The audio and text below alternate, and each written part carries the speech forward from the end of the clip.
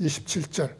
이런 것들을 말씀하실 때에 무리 중에 한 여인이 당신을 낳고 젖을 먹인 어머니가 복이 있나이다 외치니, 당신이 누구예요? 예수님을 낳고 젖을 먹인 어머니가 복이 있나니, 그 어머니가 그럼 누구예요? 마리아. 얼마나 영광이에요. 예수님을 낳았으니. 그래서 이 여자가 그러는 거예요. 당신을 낳은 그 어미가 복이 있습니다. 그렇게 얘기하는 거예요. 이 어미 마리아가 예수를 몇 살에 낳았어요? 16살. 아주 어릴 때예요. 이 성경에는 안 나오는데 저 외경에 가면 나와요. 외경에는 나와요. 그 16살 그 마리아는 특별한 여자예요. 왜냐하면 마리아도요, 그 부모가 나이가 많을 때까지 아이를 못 낳았어요. 아이를 못 낳아가지고 하나님께 구했어요. 아이를 좀 달라고. 아이를 낳게 해달라고. 그랬더니 하나님께서 그에게 그 엄마가 안 나거든요. 마리아의 엄마가 안나예요. 마리아의 엄마가 안나인데 그 안나가 나이 많이 먹었는데, 그래서 이제 하나님께서 그에게 잉태를 허락해가지고 거기서 난 애가 마리아예요. 마리아. 그랬더니 마리아가 그 안나가 그 딸 마리아를 갖다가 하나님께 드려요. 이건 하나님께서 내게 주신 딸이라고, 하나님께서 주신 자녀라고 하나님께 드린다고요. 그래가지고 어떻게 해요? 그 안나를 성전으로 데리고 가요. 3살 때. 성전으로 데려가서 성전에서 그 아이가 자라요. 성전에서. 마리아가. 그래서 성전에서 이제 성인이 되니까 이제 마리아가 배우자를 찾게 되는 거예요. 그래서 마리아는 아주 순결하고 고결하게 흠 하나 없이 자란 거예요. 그래서 그 마리아가 아주 순결하고 정결하게 자란 처녀예요. 16살 때까지, 12살 때까지 그 성전에서 살았대요. 14살까지인가. 그리고 나서 이제 배우자를 찾는 거예요. 그래서 배우자를 갖다가 어떻게 찾아요? 가장 합당한 남자를 찾기 위해서 뭐 제비를 뽑는가 그래요. 제비를 뽑아가지고 이 마리아의 남편 될 사람을 찾아요. 그래서 거기서 선택된 남자가 요셉이에요. 요셉. 근데 거기서는 뭐예요? 요셉이 호라비로 나와요. 호라비. 자녀가 있는, 나이 많은 호라비로 나옵니다. 그래서 요셉과 이제 마리아가 혼인을 하게 됩니다. 당신을 낳고 젖을 먹인 어머니가 복이 있는 아이다 외치니까 예수님께서 말씀하셔요. 오히려 하나님의 말씀을 듣고 그 말씀에 순종하는 자가 복이 있느니라. 그것은 아무것도 아니라는 거예요. 내가 어떻게 태어나고 그것은 너희들의 그 복이 있고 없고하고는 아무 상관이 없다는 거예요. 진정으로 복이 있는 자는 무엇이다? 말씀대로 순종하는 자가 복이 있다는 거예요. 왜 복이 있어요? 말씀으로 순종하는 자가. 그 자가 구원을 얻기 때문에요. 구원을 얻는 자가 복이 있는 자예요. 낳고서 지옥 가면 그 복 있는 자 아니에요. 그래서 그것은 아무것도 아니라는 거예요. 내가 예수를 낳았다 그래서 내가 복 있는 자가 아니라는 거예요. 복 있는 자는 오직 무엇이다? 구원받는 자. 말씀에 순종하여 구원을 얻는 자가 복이 있는 거라는 거예요. 여러분의 삶도 마찬가지예요. 여러분의 삶을 통해서 구원을 얻는 자, 그 자가 진정으로 복받은 자예요. 이 땅에서는 아무런 것을 얻지 못할지라도, 이 땅에서는 내가 지극히 가난한 자로 살지라도, 그 가난한 삶을 통하여 여러분이 구원을 이룬다면 진정으로 복받은 자예요. 그 자가 진정으로 성공한 자이고요. 이 땅에서 세상에서 보기에는 번듯하고 남들 보기에 성공한 것 같고 부족한 거 없이 산다 그럴지라도 그것이 주님의 보시기에, 하나님 보시기에 성공한 것이 아니고, 하나님 보시기에 그것이 복이 있는 것이 아니고, 어떠한 삶을 살든 그 삶을 통해서 우리가 구원을 이룰 때 그것이 우리에게 진정으로 복이 되는 거예요. 복. 그것을 능가할 복이 없다니까요. 그래서 모든 것을 다 뭐예요? 희생하고라도 모든 것을 다 버리고라도 반드시 이루어야 되는 것이 구원이에요. 구원. 아니, 내가 지금까지 힘들게 살았는데 앞으로 남아있는 그 삶 그렇게 못 살겠어요? 그래서 순종하는 자가 복이 있는 거예요. 순종하는 자가. 제가 결단코 단호히 말할 수 있어요. 복이 있는 자는 누구다? 하나님 말씀에 순종하는 자가 복이 있는 거예요. 이 성경 말씀에 순종하여 사는 자가 복이 있는 거예요. 사람들이 볼 때는 지극히 버러지같이 여길지라도 나를. 29절. 무리들이 더 늘어나자 예수께서 이르시되 이 세대는 악한 세대이니라. 이 세대가 기적 같은 표적을 요구하나 요나의 표적밖에는 보일 것이 없노라. 주님께서 이 땅에 표적을 보이고서 오신 게 아니에요. 주님께서 이 땅에 사람들이나 치료하고 병이나 고쳐주자고 이 땅에 오신 거 아니에요. 주님은 이 땅에 사람들을 잘 살게 하고 편히 먹고 살게 하기 위해서 이 땅에 오신 거 아니에요. 주님은 자신이 이 땅에 내가 얼마나 능력이 많은지 그것 보이고자 이 땅에 오신 거 아니에요. 오직 뭐 하기 위해서 오셨다? 우리를 구원하시기 위해서 오신 거예요. 우리를 구원하시기 위해서 오신 거라고요. 우리의 삶은 다 달라요. 그 모양과 생김과 모든 것이 달라요. 환경과 여건이 다 달라요. 그래서 그런 거 안 보신다는 거예요. 내 환경과 내 여건이 어떠하든 그 삶을 통하여 구원을 이루라는 거예요. 구원을 이루는 방법은 딱 한 가지예요. 다른 거 없어요. 주님 말씀대로 순종하여 삶을 내는 것이에요. 그것이 믿음이에요. 순종하여 사는 것. 세상에서는 나가서 열심히 교회 가서 주여 주여 주여 그것이 믿음 있는 자라 하지만 주님께서 말씀하시는 그 믿음은 그거 아니에요. 오직 말씀에 순종하는 자가 믿음 있는 거예요. 누구처럼? 아브라함처럼. 자식을 바쳐서 믿음 있는 것이 아니라 자식을 바치라는 그 말씀에 순종하였기 때문에 믿음이 있는 거예요. 순종이에요. 순종. 30절. 이는 요나가 니느웨 사람들에게 표적이 된 것처럼 인자도 또한 이 세대에 그렇게 될 것임이라. 그냥 쭉 보겠습니다. 31절. 심판 때에 남방의 여인이 이 세대의 사람들과 일어나서 그들을 정죄하리라. 심판 때 남방의 여왕이 누구예요? 남방의 여왕. 남방의 여왕. 스바의 여왕이에요. 스바. 왜 이거 노래도 있잖아요. 시바의 여왕. 시바의 여왕. 그 시바가 바로 이 남방의 여왕이에요. 그 이름이 시바. 시바가 누구에게 왔어요? 솔로몬. 지혜의 왕 솔로몬에게 와서 지혜를 얻고자 솔로몬에게 왔어요. 그래서 솔로몬을 통해서 그 시바의 여왕이 아들을 낳아요. 그 아들이 다시 그 다음에 왕이 됩니다. 에디오피아인지 하여간 그 남방에서 왔다 그래요. 뭐 에디오피아인지. 그 시바의 여왕이에요. 심판 때에 남방의 여왕이 이 세대의 사람들과 일어나서 그들을 정죄하리라. 이 세대의 사람들이 누구예요? 지금의 세대들의 사람들과 일어나서 누구를 정죄한다? 주님을 거부하는 자들을 얘기하는 거예요.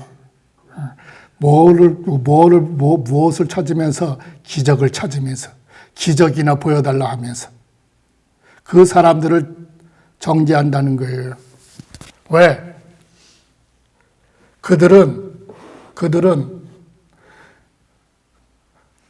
요나의 그 회개, 그 전도에 의해서 그들이 회개를 했는데 지금 이 지금 주님을 거부하는 사람들은 주님이 와서 말씀, 복음을 전파하는데도 그들은 돌이키지 않고 회개하지 않기 때문에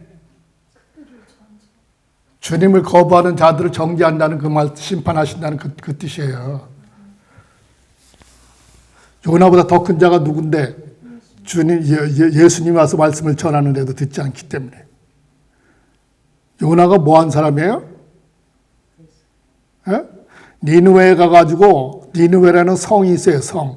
거기에 가서 그 성이 죄로 다 가득하니까 주님께서 하나님께서 저 성을 멸하리라 그러니까 뭐예요? 그러면서 너는 가서 그 성읍에 가서 내가 이 성을 너희들이 회개치 않으면 이 성을 멸할 것을 가서 알려라 그랬어요. 그랬더니 요나가 어떻게 해요?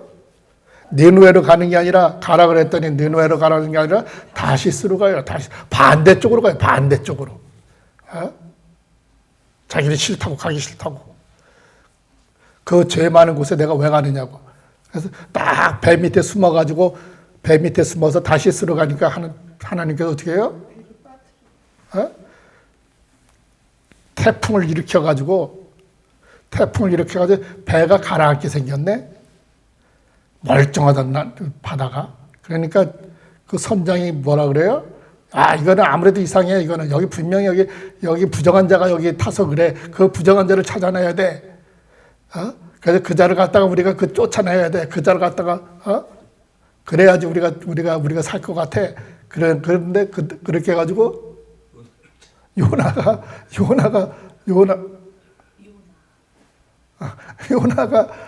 요나가 이제 숨어서 가만히 있다가 잠잠 있다가 도저히 제비 뽑자니까 도저히 안 되겠다니까 그 사람이 딱 내가 이제 이것은 하나님이 나 때문에 이렇게 파도를 일으키고 태풍을 일으켰다. 그러니까 나를 갖다가 너희들이 저 바다에 던져. 그러면 너희들이 살 거야. 그래가지고 그 뱃사람들이 요나를 들어서 바다에다 팍 집어던져요. 그랬더니 이제 바다가 잠잠해져요. 요나는 이제 죽어 바닷속에 빠졌는데 어떻게 돼요? 물고기를 준비하셨다가 그 요나를 이 맛있는 먹이네 그래서 꼴딱 삼켜버려가지고 그래서 딱 3일 딱 3일 동안 뱃속에서 있었더니 그 물고기가 또 하필이면 그 요나를 갖다가 어디다 느누에다가 해변가에 가서 토해버리네. 그래가지고 물고기가 가서 토해서 나왔는데 보니까 거기가 느누에 해변가예요. 그러니까 내가 요나가 어쩔 수가 없다 그래서 이제 마지못해서 그 느누에 성을 한 바퀴를 돌려면 며칠 걸려요? 느누에 성을 한 바퀴 돌려면 그냥 보통 빠른 걸음으로 걸어도 3일은 갖다 부지런히 걸어야 되는 그 큰 성읍인데 거기에 가서 외치는데 얼마 동안 외치? 하루 회개 그러면 죽인데 그래서 딱 하루 만에 끝내주고 왔어요. 듣던지 말던지 그냥 자기가 야 너희들 회개해 하나님이 회개 안 하면 너희들 다 죽여버린대. 그래서 딱 왔더니 그 사람들이 요나가 그렇게 아주 그냥 성의 없이 그냥 지나가는 말투로 이렇게 전했는데도 그 사람들이 깜짝 놀래가지고 왕서부터 깜짝 놀래가지고 그들이 뭐예요? 다 베옷을 입고 베옷이 뭐예요? 그렇죠. 상갓집에서 베옷 입잖아요. 우리 옛날에 베옷 다 입고서 재를 발라가지고 이 재를 다 뒤집어 쓰고 그리고 기도를 합니다. 살려달라고 잘못했다고. 그래서 그들이 회개한 거예요. 회개. 그래서 하나님께서 그 성읍을 멸하지 않으시게. 그거 얘기하는 거예요 지금. 그들은 요나의 그 한마디 외침에 의해서 그들을 돌이켰는데 너희들은 내가 주님께서 예수님이 친히 와가지고 회개하라고 외치는데 너희들은 꿈쩍도 안 하기 때문에 그들이 일어나서 너희들을 갖다가 심판할 거야. 그 뜻은 그걸 말씀하시는 거예요. 요나의 전파하는 소리에 회개하였습니다. 요나보다 더 큰 자가 지금 여기에 있느니라. 그 다음에 보세요. 11장 33절. 그러니까 중요한 게 무엇이라는 거예요. 중요한 게 사는 길이 무엇이다? 회개라는 거예요. 회개. 그래서 주님께서 제일 먼저 외치게 되고 뭐라 그랬어요? 회개하라고 그랬잖아요. 회개하라고. 무엇을? 죄를 회개하라고. 죄를. 그게 사는 길이라니까요. 그게 사는 길. 11장 33절. 아무도 등불을 켜서 숨겨두거나 그릇 아래 두지 아니하느니라. 이 등불이 뭐라 그랬어요? 등불을 켜서 숨겨두거나 그릇 안에 두지 아니하니라. 이 등불이 뭐예요? 제자들, 종들, 주님의 제자들, 종들, 말씀을 맡은 자들, 그 자들을 그릇 아래 두지 아니라 숨겨둔다는 게 뭐예요? 왜 숨겨둬요? 지키려고, 종들을 보호하려고 그러지 않으신다는 거예요. 종들은 마땅히 뭐 하라는 거예요? 위험이 닥치고 험한 길이라도 그들을 나가서 빛의 역할을 감당하게 하는 게 등불이라는 거예요. 그래서 그릇 아래에 두지 아니하니라. 숨겨두고 보호하려고 불을 갖다가 우리가 켜는 게 아니라는 거예요. 뭐 하기 위해서? 오히려 그가 등불을 받침대 위에 두어서 들어오는 자들로 빛을 보게 하느니라. 그 제자들을 보호하려고 그렇게 숨겨두거나 감추거나 지키려고 제자들을 하는 것이 아니라 그 제자들을 어떻게 해야 된다? 빛의 역할을 하기 위해서 들어가서 밝은 높은 곳에서 빛의 역할을 해야 된다는 거예요. 빛의 역할을. 누가? 제자들이, 말씀을 맡은 자들이. 그래서 어떻게 하나? 오고 가는 자들이 그 빛을 보고 그 말씀을 보고 길을 올바로 갈 수 있도록 인도해 주는 역할을 하는 것이 바로 제자들이라는 거예요. 등불은 제자들을 얘기하는 거예요. 등불은 제자들. 아시겠죠? 그래서 그 제자의 역할은 제자를 화초 속 아니죠? 뭐죠? 온실 속의 화초처럼 그렇게 보호받기 위해서 너희들이 그 제자가 된 게 아니라는 거예요. 34절. 너희의 눈은 너희 몸의 등불이니라. 너희의 눈은 너희 몸의 등불이니라. 이 말이 무슨 말이에요? 눈이 중요하다 그거예요? 눈이 몸에 눈이 중요한 것이야 그거예요? 몸 중에 눈이 최고야 그 뜻이에요? 너희의 눈은 너희 몸의 등불이니라. 눈이 무엇이에요? 눈.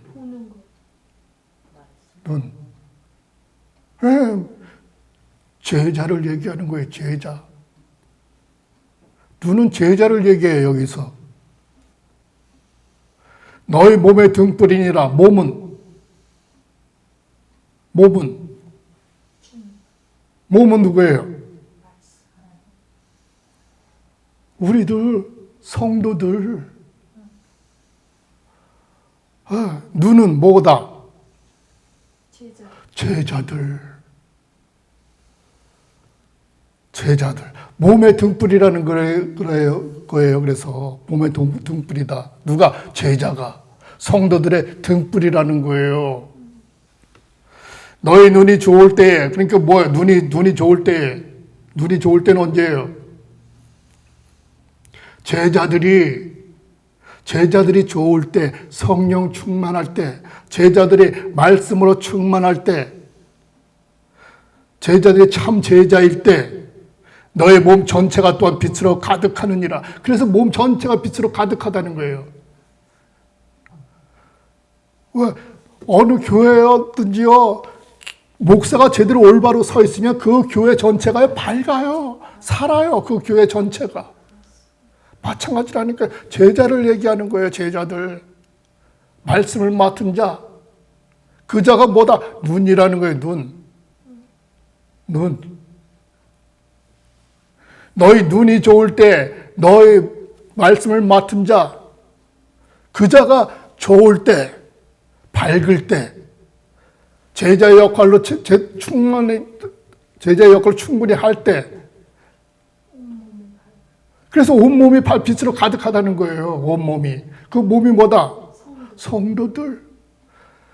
빛이 밝아야, 눈이 밝아야지 성도들을 제대로 온전히 이끌 수 있다는 거예요. 온전히 이끌 수 있다는 거예요. 무엇으로? 빛으로. 생명으로. 너의 몸 전체가 빛으로 가득하느니라. 그렇습니다. 눈이 좋을 때에, 제자가 그 제자로서 우뚝 설 때에, 제자로서 우뚝 설 때에 그에게 따르는 그 모든 자들이 밝은 거예요. 빛으로 가득하게 되는 거예요. 그러나 눈이 나쁠 때 그 제자가, 말씀을 맡은 자가 바로 서지 못하고 죄악 가운데 가고 하나님 말씀에 올바로 서 있지 못하면 너의 몸 또한 어둠으로 가득하느라. 그 따르는 그 모든 무리들이 또한 뭐다? 예, 그들을 온전히 구원을 이끌지 못하는 거예요. 그래서 그렇게 눈이 중요한 거예요. 눈이 누구다? 제자, 말씀을 맡은 자, 이 시대의 목사. 너의 몸 또한 어둠으로 가득하느라. 그래서 교회가 죽어가는 거예요. 왜? 목사 하나 잘못 쓰면. 목사가 제대로 살면 그 교회가 살고, 성도들이 생명을 얻는데 목사가 제대로 못 쓰면 성도들이 다 생명을 잃고 어둠으로 가득하게 되는 거예요. 11장 35절. 그러니 너희 안에 있는 빛이 어둡지 아니한가 주의하여 보라. 누구를 살피라는 거예요? 목사. 너희 안에 있는 빛이 어둡지 아니한가 주의하여 보라. 우리 안에 있는 빛. 그 목사가 어두운가 분별하라는 겁니다. 분별하라는 거. 저 목사가 제대로 된 목사인지 아닌지 제대로 분별하라는 거예요. 주의하여 보라. 그러므로 36절. 그러므로 만일 너희의 온몸이 빛으로 가득하고 온몸이 빛으로 가득하고 온 교회 성도들이 그냥 성령 충만해 있고 빛으로 가득하고 어두운 부분이 없으면, 저 고통받는 부분이 없으면, 죄악으로 물든 부분이 없으면 등불이 너희에게 비추일 때처럼 온전히 밝아질 것이니라. 그러면 온 교회 성도들이 온통 다 빛으로 가득하게 된다는 겁니다. 그래서 누가 중요하다? 말씀을 맡은 자.